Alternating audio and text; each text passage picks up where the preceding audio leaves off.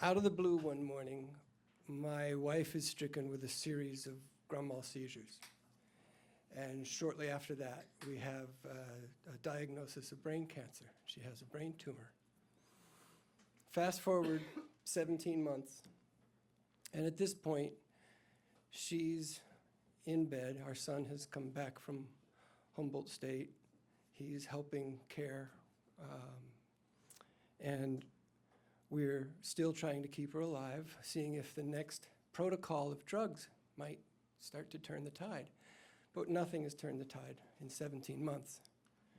And so at this point, we'll hold a popsicle to her lips or something to keep her hydrated, or I'll have a bowl of apple juice, applesauce, and we'll hold that to her lips. And brain tumors sometimes impact speech centers. She hasn't been able to talk, very, very little.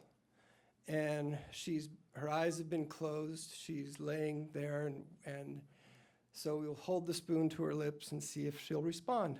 And eventually she'll take a taste of it. And in our marriage, when we felt intimate, I would fall in love with her so many times. And I would say to her, "Marry me." And she would usually say, "I don't think my husband would like that," you know. Or, she'd say, "Okay," But if you're lucky, you get to say "I love you" to a lot of people. And also, if you're lucky, you get to say "marry me" to only one. And that was our words. So she hasn't said anything. I'm there next to the bed. I'm holding this applesauce to her lips. And she eventually opens her mouth, and I'm looking at her. And I keep looking at her, and I'm just shaking my head and thinking of our 24 years.